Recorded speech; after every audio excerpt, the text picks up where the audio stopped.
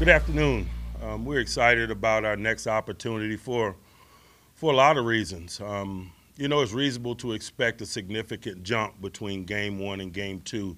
Last week's experience hopefully is a catalyst or a springboard to better performances individually and collectively this week.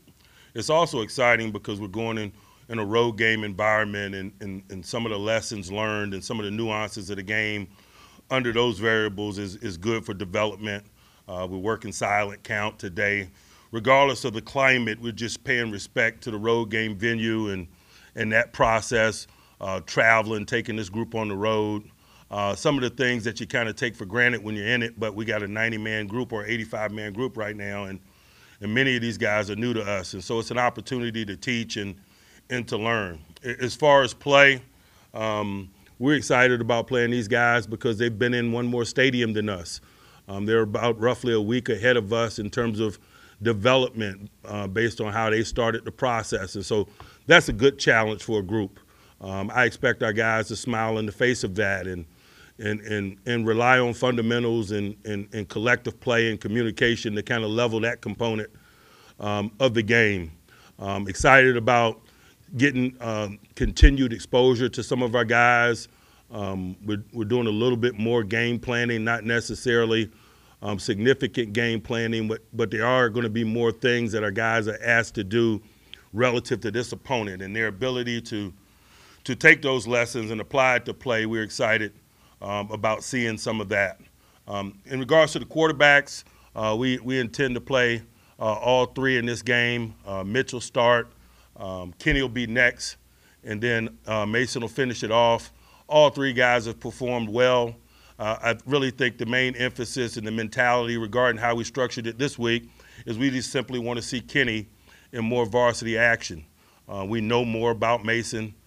Mitch has been around the professional game, obviously, and so this is a big week for him in terms of maybe getting in the first half of this game, and I would imagine getting an opportunity to see frontline defenders for Jacksonville. And so I'm excited about those guys continuing to work and lead and make plays and take care of the football, all the things that we value. Whether it's the formal components of the job or the informal components of the job, I've really been impressed by the group, and we'll just continue to sort through it day by day. And obviously, in-stadium performance is a significant component of it, like I've mentioned repeatedly, because of the live pocket. And Jacksonville has a high-quality rush with top-tier rushmen, Walker and Allen and others. So we're excited about that. In terms of play, we're casting a big net. All that are healthy to this point are scheduled to play. That's the mentality that you want the group to have, and that's the approach we're taking. How much they play is still to be determined. We still got a work day ahead of us, in front of us here today, and so you're always somewhat cautious in this environment to make hardcore plans because things happened a week ago. We had some plans for Calvin Austin and Anthony Miller, for example, in a setting like this when we're leading up to a game, and by the time we got to the game, they were unavailable. And so we have a hardcore plan, excuse me, but we will remain light on our feet. Our mentality is inclusive. We want to see work from all parties involved, and obviously once we get in game based on how things are going, we'll make appropriate adjustments on when we roll people in and things of that nature. But just excited about it, about where we are in the process and the information that we're going to be able to gather going into a new stadium. I'll pause and open it up for questions.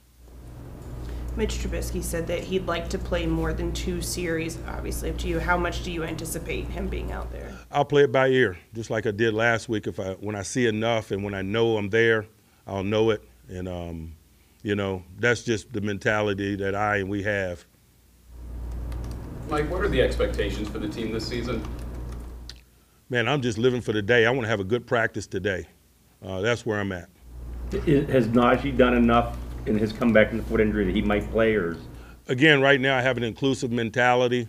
We'll see how the rest of his work progresses throughout the week. There have been guys like him that are getting on this moving train, Chase Claypool and others.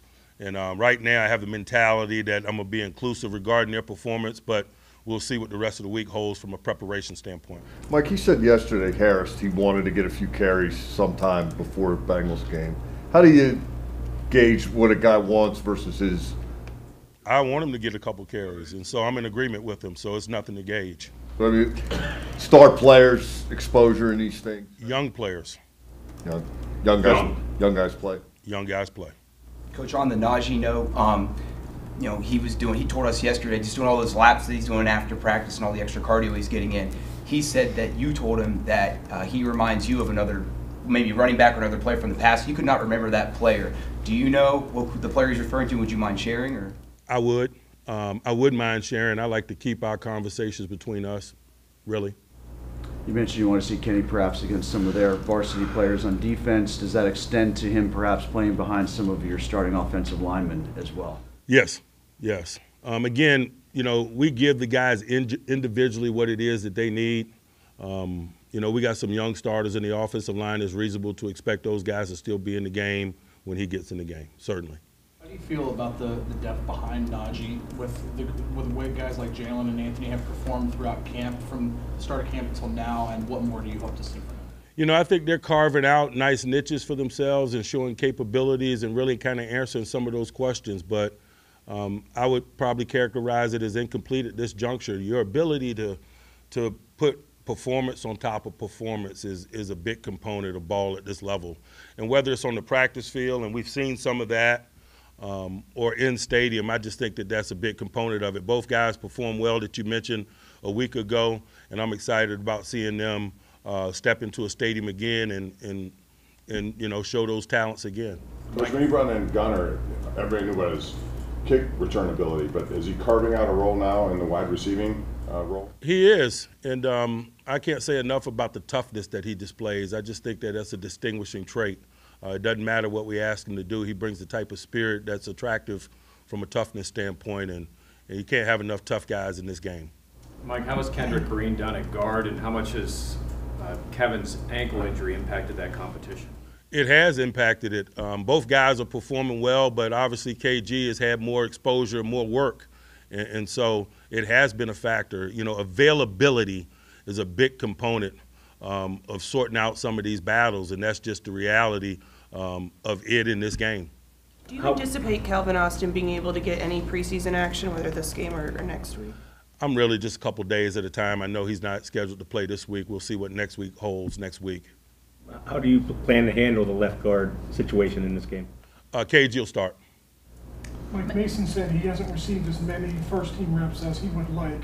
How do you balance the egos as you go through this process? There are no egos. Those guys have done a heck of a job. I don't have any negative experience from that perspective. They've been encouraging of one another. They've been highly competitive. It's been awesome. And obviously you want guys that want significant reps. Mike, with you guys wrapping things up here at St. Vincent, do you feel that there were things specifically you guys got from this camp setting this year that maybe you didn't get the last handful of years? There's no question. How do you measure it, I think, is the challenge. The informal time, the togetherness, the construction of camaraderie, things that happen in the evening when guys are having an opportunity to spend time together, when they went their separate ways under the other circumstance. And so we value it, but it's not something that we're looking to measure. We just want to pour into it because we know it comes back to us in the form of cooperative work.